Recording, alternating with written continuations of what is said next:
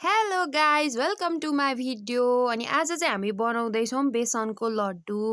अहिलेसम्म चाहिँ हामीले बनाएको चाहिँ थिएन, आज चाहिँ हामी फर्स्ट टाइम ट्राई गर्न आँट्दैछौँ साथीहरू। अनि टिकटक स्क्रोल गर्दा आएकै गर्छ त, अनि त्यही भएर बनाऊँ न त, ट्राई गरौँ न त भनेर बनाउँदैछौँ। आज चाहिँ फर्स्ट चाहिँ बेसनलाई पातलो गरेर मोल्यौँ, अनि त्यसमा चाहिँ फुड कलर हाल्यौँ, अनि त्यस पछाडि त्यसलाई आधी घन्टाको लागि रेस्ट गर्न छोडिदियौँ। अनि आधी घन्टाको पछाडि चाहिँ त्यसलाई चाहिँ तेल तताएर सानो सानो रोटी आकारमा त्यसलाई चाहिँ तेलमा हालिदियौँ। अनि हेर्दा चाहिँ एकदम ओरेन्ज कलरको राम्रो देखिराखेको थियो, खामखाम जस्तो भइराखेको थियो साथीहरू।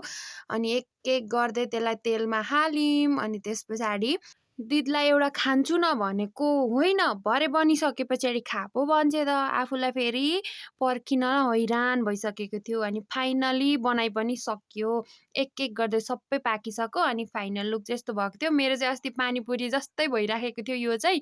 अनि त्यस पछाडि दिदी बाहिर गएको बेला अरू त कति भाँचेर बाहिर आएर खाइहालेँ, त्यति मिठो चाहिँ भएन।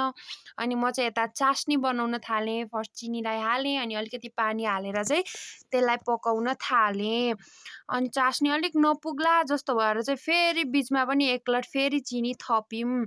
अनि त्यस पछाडि चाहिँ चास्नी चाहिँ पुरै ढुङ्गा ढुङ्गा जस्तो भइराखेको थियो, खोइ नजानेर हो कि के हो साथीहरू, मलाई थाहा भएन। अनि त्यसलाई एक एक भाँचेर मिक्सरमा हाल्न थाल्यौँ। अनि चास्नी ढुङ्गा जस्तो भयो भनेको कागती खोजेर लिए पो भन्छे त। अब मैले यो बेमौसममा कहाँ जाने कागती खोज्न, तर पनि फाइनली मैले बारीमा गएर एउटा कागती भेट्टाएँ र म एकदम खुसी हुँदै ल्याएर चास्नीमा 2-3 थोपा हालिदिएँ।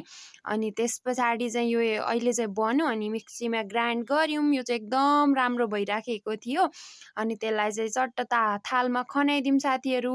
अनि त्यो चास्नी पनि रेडी भइसकेको थियो। अनि चाहिँ मैले एउटा सक्खरको डल्ला भेटाएर चास्नीमा हालिदिइहालेँ, कालो हुन्छ भनेर एकलट गाली खाइहालेँ। साँच्चै नै साथीहरू कालो नै भयो। अनि एकलट गाली त खाएँ, तर सानोतिनो गालीले खासै छुँदैन पनि मलाई। अनि त्यस पछाडि त्यसलाई चाहिँ हामीले थालमा खन्यायौँ। अनि एक एक गर्दै लड्डु बनाउन थाल्यौँ। हेर्दै कस्तो खामखाम लाग्ने मिठो खालको भइराखेको थियो। अनि यहाँ हेर्न सक्नुहुन्छ कालो कालो भयो। अब मैले सक्खर हालेर पनि होला त्यो त। अनि एउटालाई चाहिँ आधी फुटाएर आधी उसलाई खुवाइदिएँ, आधी मैले खाएँ। अनि यसले चाहिँ एक एक गर्दै लड्डु बनाइसकेँ। अनि फाइनल लुक चाहिँ एकदम राम्रो भएको थियो, एकदम मिठो भएको थियो, तपाईँहरू हेर्न सक्नुहुन्छ।